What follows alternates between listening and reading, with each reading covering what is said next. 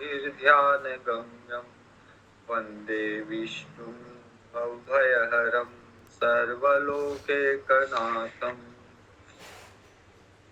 ब्रह्मा वरुणेन्द्ररुद्रमरुतः स्तुन्वन्ति दिव्यैस्तवे वेदे साङ्गपदक्रमोपनिषदे गायन्ति यं सामगाः ध्यानावस्थिततद्गतेन मनसा पश्यन्ति यं योगिनो यस्यान्तं न विदुषुरासुरगणा देवाय तस्मै नमः देवाय तस्मै नमः। श्रीमद् भगवत गीता के 13वां अध्याय जो कि क्षेत्र क्षेत्र के अध्याय है, उसके 20 श्लोक हमने देख लिए थे। तो क्षेत्र के बारे में और उस ज्ञान के बारे में जिस ज्ञान के द्वारा क्षेत्रज्ञ को जाना जा सकता है, और क्षेत्रज्ञ के बारे में ये हमने देख लिया था। फिर भगवान कहते हैं कि प्रकृति और पुरुष दोनों ही अनादिकाल से चले आ रहे हैं, और मैंने प्रकृति और पुरुष के बारे में अर्जुन तेरे को मैंने बताया है।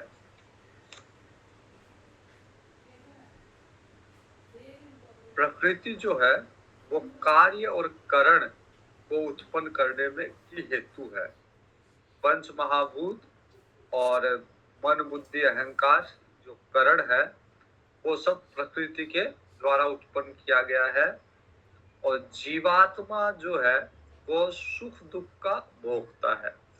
जीवात्मा वास्तव में न प्रकृति है न पुरुष है, जीवात्मा दोनों के बीच की चीज है। प्रकृति भी नहीं है, पुरुष भी नहीं है। इसमें पुरुष का भी अंश है, चेतन है जीवात्मा, और प्रकृति का अंश है, जड़ भी है। वास्तव में है चेतन, लेकिन जड़ के साथ इतना तादात्म्य हो गया जीवात्मा का कि वो अपने आप को जड़, अब ये शरीर जो जड़ है वो मानने लग गया। तो जो रामचरितमानस में जड़ चेतन ग्रंथि कहा गया था वो जीवात्मा ही है, जड़ और चेतन की ग्रंथि। जड़ चेतन होते हुए भी अपने आप को जड़ मान लिया, जैसे जैसे मालिक होते हुए भी अपने आप को कोई नौकर मान ले। तो सारे संपूर्ण ब्रह्मांड के मालिक होते हुए भी माया जो एक तरह से नर्तकी है उसका भी दास बन गया। मतलब इस जो मालिक है वो नर्तकी का दास बन गया। तो जीवात्मा जो है अब प्रकृति के इशारों पे नाचने लग गया। जीवात्मा अपने आप में ब्रह्मांड नायक, अपने आप में परमात्मा, लेकिन अब तादात्म्यता के कारण और प्रकृति का दास बन के उसके इशारों पे नाच रहा है जीवात्मा। जड़ चेतन ग्रंथि पड़ गई। तो पुरुष प्रकृतिस्थो ही भूंगते प्रकृति जान गुणान कारणम गुण संगोष्य सद सद योनि जन्मसु। प्रकृति में स्थित ये पुरुष प्रकृति से उत्पन्न त्रिगुणात्मक पदार्थों को भोगता है, और इन गुणों का संग ही इस जीवात्मा के अच्छे बुरे योनियों के जन्म का कारण है। तो इन गुणों से प्रभावित होकर इन गुणों में खेलने लग गया, इन गुणों के द्वारा नियंत्रित होने लग गया। कोई व्यक्ति तामसिक बन गया, कोई व्यक्ति राजसिक बन गया, कोई व्यक्ति सात्विक बन गया। रामचरितमानस में आया था कि रावण कुंभकर्ण और विभीषण तीनों ने बराबर तपस्या की थी, लेकिन अपनी अपनी प्रकृति के अनुसार उन्होंने फल मांगा। तो विभीषण ने भक्ति मांगी, सात्विक फल मांगा। कुंभकर्ण ने तामसिक फल मांगा, उसको पता ही नहीं था क्या मांगना चाहिए, तो उसने नींद मांग ली। और रावण ने राजसिक फल मांगा कि मेरा राज्य बना रहे, मैं किसी से मरूं नहीं। तो सब हम इन तीनों गुणों में ही अपने आप को बांधे हुए हैं। हम परम स्वतंत्र हैं, शुद्ध बुद्ध मुक्त है हम, लेकिन फिर भी इन गुणों में बंधने के कारण अपने आप को बंधा हुआ मानते हैं। वास्तव में हम कभी बंधे नहीं, लेकिन अपने आप को बंधन में मान रहे हैं। जैसे एक हाथी होता है,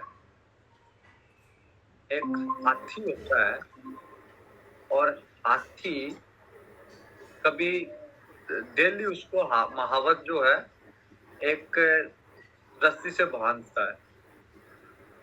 एक दिन महावत जो रस्सी थी बांधने की वो भूल के आ गया। वो भूल गया तो बड़ा महावत को पूछता है कि आज तो रस्सी नहीं लाया, इस हाथी को कैसे बांधूं? तो उसने बड़े महावत ने कहा कि एक काम करो, इसके सामने बांधने की एक्टिंग करो, तो हाथी को लगेगा कि मैं बंधा हुआ हूं। उसने वैसा ही किया और हाथी को वास्तव में लगा कि मैं बंधा हुआ हूं, इसलिए हाथी कहीं गया नहीं। वैसे ही हम भी जो परमात्मा है का अंश है हम लोग, हमें ये लगता है कि हम प्रकृति के अंदर बंधे हुए हैं। अपने आप को हम बंधा हुआ मानते हैं प्रकृति के अंतर्गत, और उसी के इशारे में हम नाचने लग जाते हैं। प्रकृति के इशारों पे नाच रहे हैं। पुरुषत प्रकृति स्थो ही भुंगते प्रकृति जान गुणा। तो प्रकृति के अधीन रहते हुए प्रकृति के गुणों को भोगने लग गया। जो प्रकृति के गुण है, सत्व तमस रजस, पुरुष का इससे कोई लेना देना नहीं, चैतन्य का इससे कोई लेना देना नहीं। चैतन्य इन सब से निर्लिप्त है, वो इनमें लिप्त हो ही नहीं सकता। लेकिन फिर भी जैसे मैंने बताया वो हाथी है, अपने आप को बंधा हुआ मानने लग गया। वैसे ही चैतन्य, वैसे ये जीवात्मा अपने आप को प्रकृति के अधीन मानने लग गई और वैसे ही व्यवहार करने लग गई। कारणम गुण संगोष्य सद असद योनि जन्मसु। और इसी के कारण ये जीवात्मा सद असद योनि, अच्छी बुरी योनियों में जाने लग गई। तो गुणों का संग है तभी अगला जन्म है। अगर गुणों का त्याग करते हम, तीनों तरह के गुणों को, तमस रजस सत्व, तीनों गुणों का अगर त्याग कर दे तो फिर अगला जन्म भी नहीं होगा। अगले जन्म के लिए आवश्यक है कि हम किसी न किसी गुणों में रहें। भगवान की जो अवस्था है वो गुणातीत है। भगवान न तमस में बंधे हुए, न रजस में बंधे हुए, न सत्व में बंधे हुए, किसी में बंधे हुए नहीं है भगवान। और हम लोग ज्यादा तो तमस में बंधे हुए हैं, थोड़े बहुत रजस में बंधे हुए हैं, और सत्व में तो कोई बहुत एक आध लोग बंधे हुए हैं, बाकी सब जो है तमस रजस में ही बंधे हुए हैं। लेकिन भगवान सत्व में भी नहीं बंधे हुए, उससे भी ऊपर है। भगवान की जो अवस्था है वो गुणातीत अवस्था है। और हम जब तक गुण में रहेंगे तब तक फिर अगला जन्म रहेगा। तो अगला जन्म अगर नहीं चाहते तो गुणों का त्याग करना चाहिए, गुणों से ऊपर उठना चाहिए। जैसे कोई सत्व में अचानक नहीं पहुंचता, तमस से पहले रजस में आना चाहिए, रजस से फिर सत्व में आना चाहिए, फिर गुणातीत अवस्था को प्राप्त हो सकता है। एक उदाहरण दिया जाता है कि एक बार कुछ लोग स्वामी विवेकानंद जी के पास आए और उन्होंने उनसे कहा कि हम ध्यान करना चाहते हैं, मेडिटेशन करना चाहते हैं।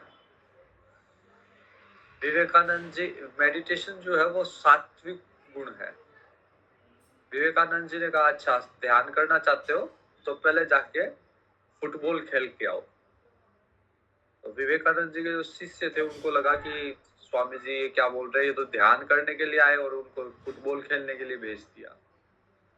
तो उन्होंने पूछा कि स्वामी जी वो तो ध्यान करने के लिए आए थे, आपने फुटबॉल, हाँ मेरे को पता है, मैंने उनको सही जगह भेजा है।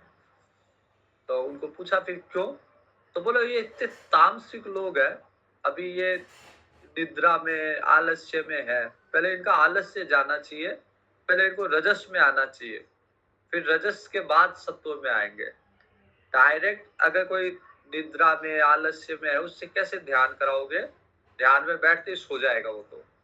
तो पहले उसकी नींद उड़ाओ, फिर उसको ध्यान में लाओ, फिर उसको सत्व में लाओ, पहले उसको रजस में ले जाओ तमस से, फिर उसको, जैसे ऐसा होता भी ना परीक्षा के समय पढ़ते पढ़ते जब नींद आने लग जाती है, अब पढ़ना क्या है, सात्विक गुण है, लेकिन उसमें तमस आ गया, बीच में नींद आने लग गई, तो फिर कहते हैं कि उठ के जाओ और दो चार चक्कर लगा के आओ, टहल के आओ थोड़ा, ताकि रजस में आ सके और फिर रजस से वापस सत्व में आ सके।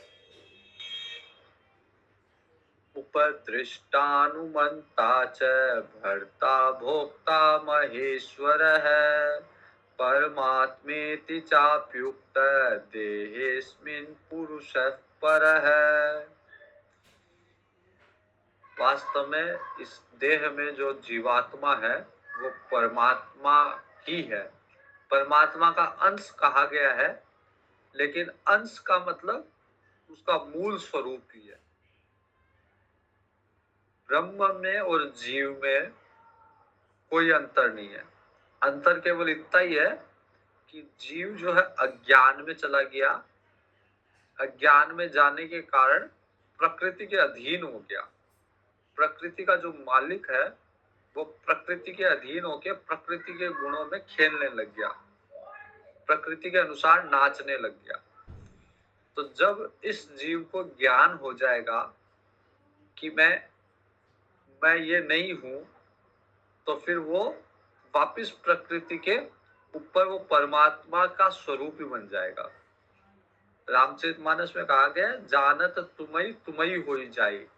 तो केवल जानना है भगवान को या अपने आप को, केवल जानना है कि मैं ये जीव नहीं हूं, मैं तो ब्रह्म हूं, और जानते ही जानत तुम्ही होई जाए, जानते ही जीव जो है वो ब्रह्म का स्वरूप हो जाएगा, फिर उसमें ब्रह्म में कोई अंतर नहीं है। तो जो अज्ञान है वो अज्ञान यही है कि ब्रह्म अपने आप को जीव मान बैठा। अगर वास्तव में ब्रह्म जीव बन जाता तो फिर किसी भी तरीके से वो वापिस ब्रह्म नहीं बन सकता, लेकिन वास्तव में बना नहीं है, लेकिन मान लिया कि उसने, कि मैं बन गया। जैसे किसी के पास, किसी ने, कई बार होता है कि जैसे आंखों में या आंखों का वाला चश्मा सर पे लगा लेते कई लोग, और फिर वो सारा चश्मा ढूंढते हैं कि मेरा चश्मा कहाँ गया, वो भूल जाते हैं कि चश्मा उन्होंने सर में लगा रखा है, आंखों की जगह सर में लगा रखा, वो भूल जाते हैं और वो सारे ढूंढते हैं चश्मा कहाँ गया, चश्मा कहाँ गया। अब उसको ढूंढने की जरूरत नहीं है चश्मे में, और ढूंढने से मिलेगा भी नहीं, क्योंकि चश्मा कहीं और है ही नहीं, चश्मा तो उसी के पास है। तो ढूंढने की जरूरत नहीं है, कहीं और ढूंढने की जरूरत नहीं है, उसको ये ज्ञान होने की जरूरत है केवल कि चश्मा मेरे ही पास है, ढूंढने से नहीं मिलेगा। वैसे ही केवल जीवात्मा को ये पता होने की जरूरत है कि मैं ही ब्रह्म हूं। जब पता हो जाएगा तब फिर वो जीव की तरह भटकेगा नहीं। इसलिए कहा कि जानत तुम्ही हो जाए। जब जान जाओगे कि मेरा स्वरूप ब्रह्म है तो फिर मैं ब्रह्म ही हो जाऊंगा। जैसे मान लीजिए किसी राजा का राजकुमार गलती से कुंभ के मेले में खो गया और वो जाके किसी गरीब आदमी की झोपड़ी में पहुंच गया और वो गरीब आदमी उसका लालन पोषण कर रहा है और वो व्यक्ति, वो जो लड़का था, बड़ा हो गया और बड़ा होने के बाद में वो अपने आप को गरीब ही मान रहा है। उसको वो समझ रहा है कि मैं इस गरीब आदमी का ही बेटा हूं।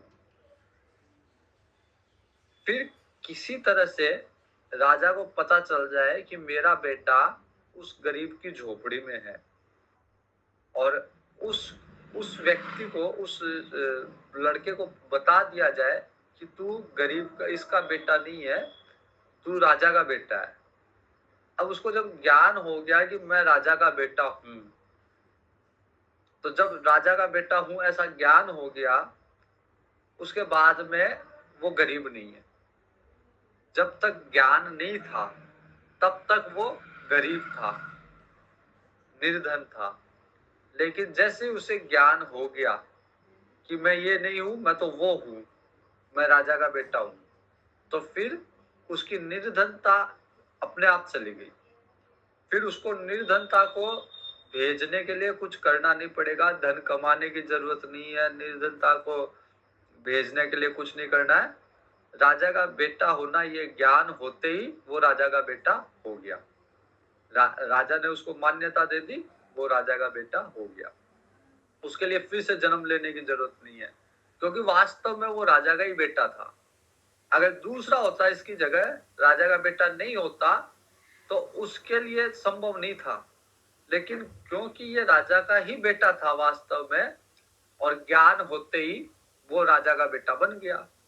वैसे हम लोग भी वास्तव में ब्रह्म ही हैं, भगवान परमात्मा का अंश ही है हम। तो ये ज्ञान होते ही फिर कुछ नहीं करना, फिर अपने आप हम उस स्थिति में पहुंच जाएंगे। तो उपद्रष्टानुमंता च भर्ता भोक्ता महेश्वर है। इस देह में जो आत्मा है वास्तव में परमात्मा ही है, और वह साक्षी होने पर उपद्रष्टा, अंदर बैठा बैठा आत्मा सब कुछ देख रहा है, इसलिए वो साक्षी है, उपद्रष्टा है, अनुमंता है, सब बातों की अनुमति देता है, अनुमंता है, सबका धारण पोषण करने वाला है, इसलिए भरता है, और जीव रूप से भोगता भी है। भगवान नहीं भोगते, लेकिन जो जीव अंदर बैठा है, जब तक उसमें जीव भाव है वो भोगता है, सुख दुख को भोग रहा है वो अंदर बैठा बैठा। और सबका स्वामी होने से महेश्वर है और शुद्ध सच्चिदानंद भगवान है। एवं वेति पुरुषं प्रकृते च गुणेशः सर्वथा वर्तमानोऽपि न स भूयोऽभिजायते।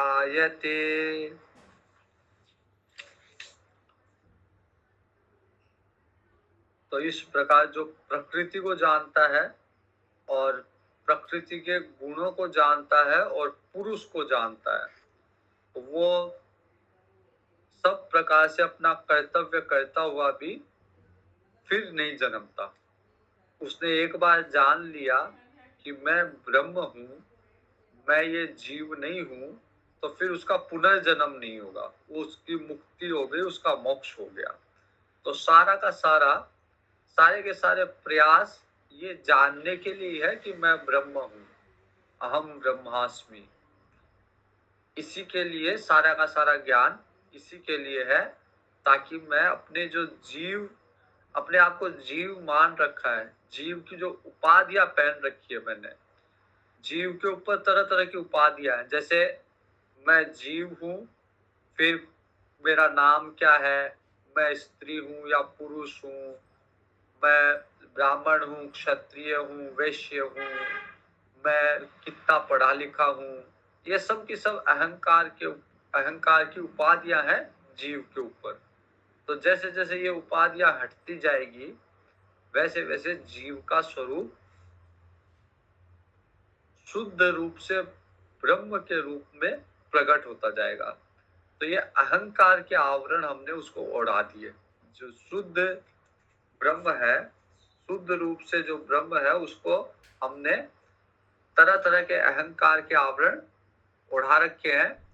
उसको हमने कभी शुद्ध रूप ब्रह्म को हमने कभी स्त्री बना दी, कभी पुरुष बना दिया, कभी हमने उसको ब्राह्मण बना दिया, कभी हमने उसको धनवान बना दिया, कभी हमने उसको, ये सब अहंकार है। तो जैसे जैसे ये अहंकार हटे और ब्रह्म अपने स्वरूप में प्रकट हो जाएगा।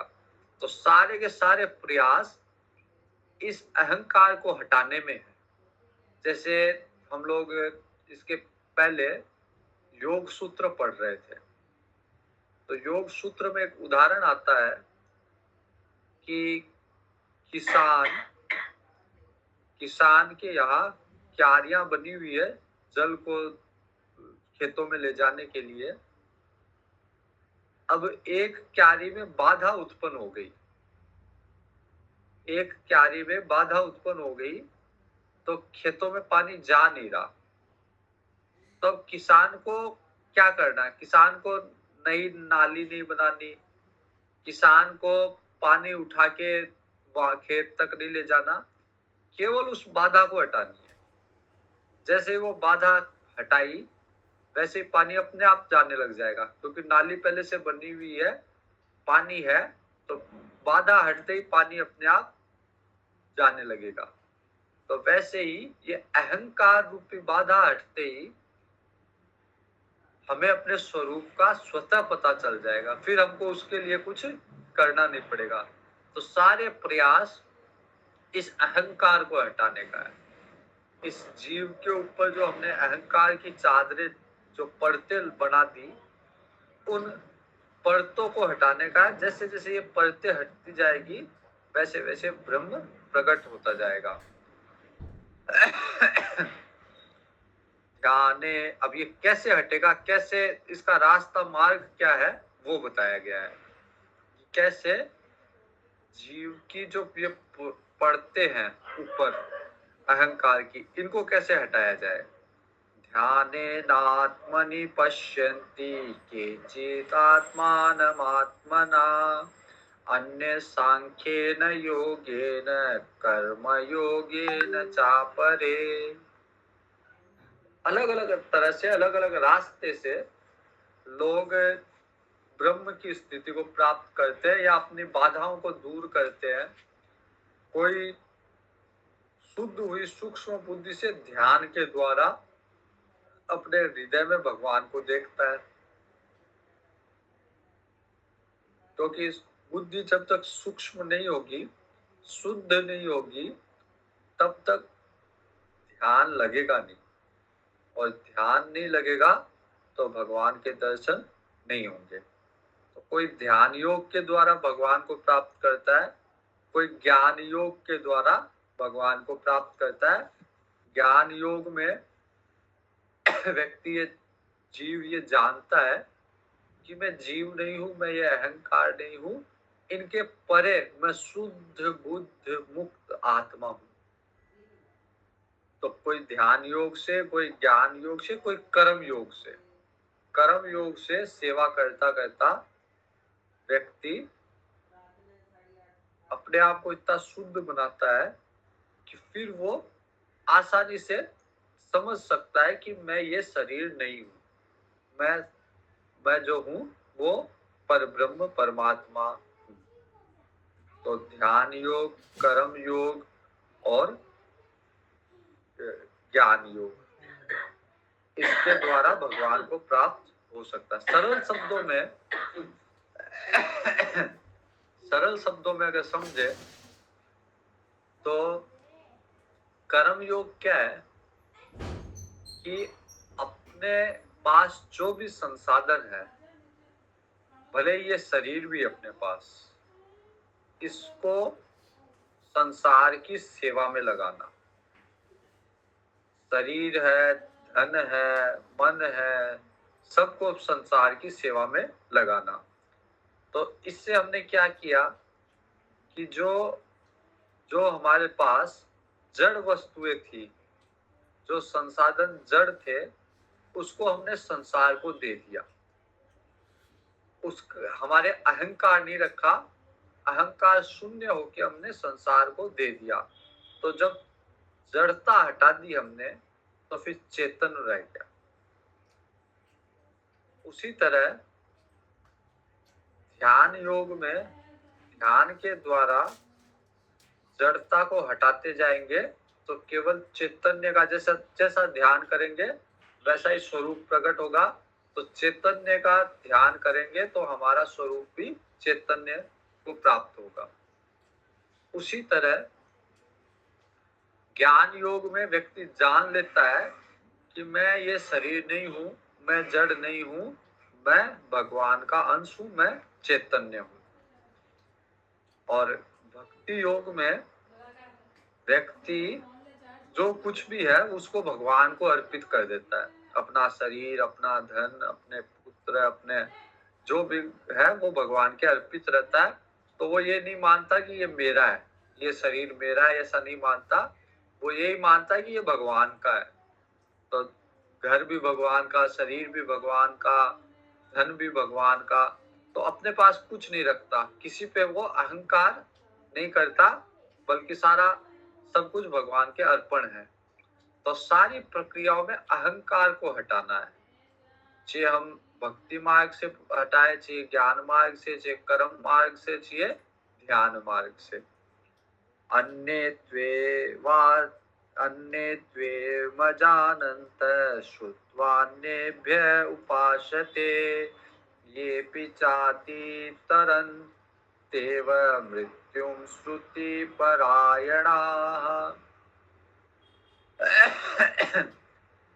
तो कई लोग तो क्या ज्ञान मार्ग के द्वारा भगवान को प्राप्त करते हैं, अपना अहंकार को शून्य करते हैं।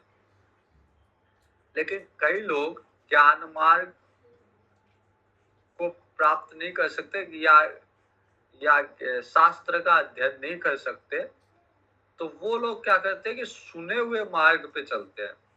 जो साधु संतों ने बता दिया, जो किसी बड़े पुरुष ने बता दिया, तो वो सुने हुए मार्ग के द्वारा भी भगवान को प्राप्त कर सकते हैं। जैसे बहुत सारे भक्त हुए हैं जो ज्यादा पढ़े लिखे नहीं थे, लेकिन जैसे वाल्मीकि जी भी ज्यादा पढ़े हुए नहीं थे, लेकिन वाल्मीकि जी को भी नारद जी ने कहा राम राम करो, राम राम भी सही से नहीं सुना, मरा मरा करते हुए भी उन्होंने भगवान को प्राप्त कर लिया। तो खुद के द्वारा अगर ज्ञान मार्ग नहीं भी प्राप्त है तो किसी के द्वारा सुने हुए रास्ते पे चल के भी भगवान को प्राप्त किया जा सकता है। श्रुत्वान्येभ्य उपासते तेपि चाति तरन्त्येव मृत्यु श्रुति परायणाः। तो वो लोग भी जो सुन के दूसरों से, ज्ञानी पुरुष से, सन्यासी से, धर्मात्मा से सुन के अगर इस मार्ग की उपासना करते हैं तो वो पुरुष भी मृत्यु संसार को निसंदेह रूप से इसको तर जाएंगे, पार हो जाएंगे। यावत् संजायते किंचित सत्वं स्थावर जंगमम् क्षेत्र क्षेत्रज्ञ संयोगात् तद्विद्धि भरतर्षभ।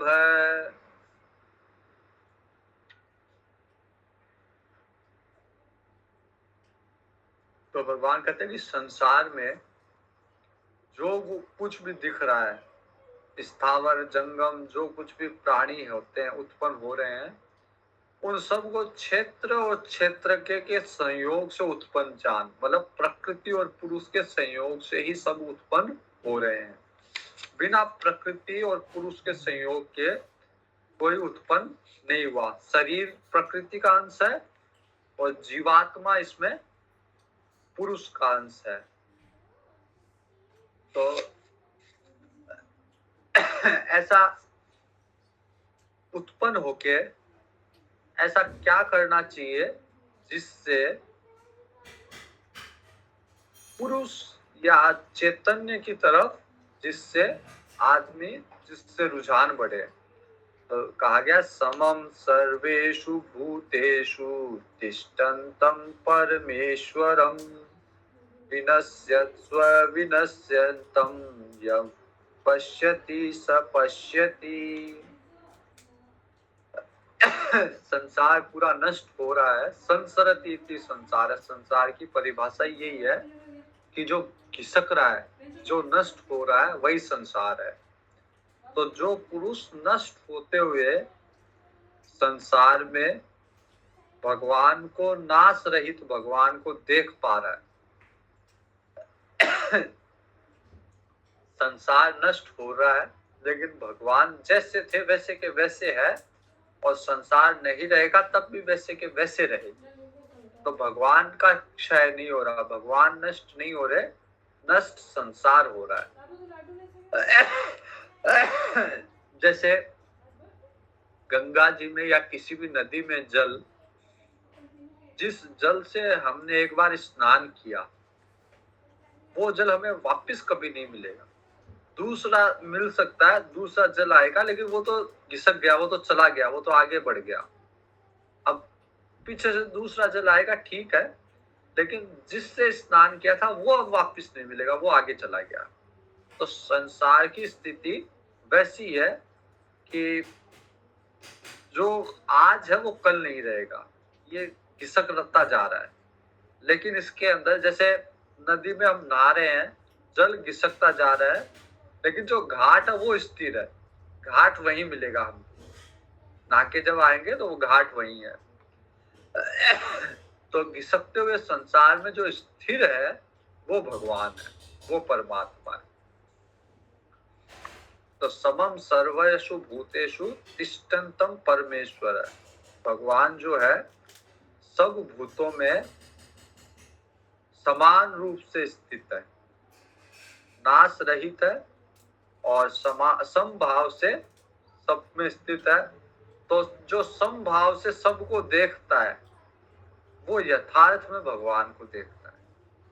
जिसकी दृष्टि में सब समान है, इसका मतलब उसने किससे राग द्वेष नहीं पाल रखा, उसने भगवान के दर्शन कर रहा वो उसमें, क्योंकि भगवान के अलावा हम लोगों में कुछ भी समान नहीं है। अगर सभी प्राणियों में कहा जाए कि क्या समान है, तो केवल यही समानता है कि हम सब में भगवान है, हम सब में जीवात्मा है।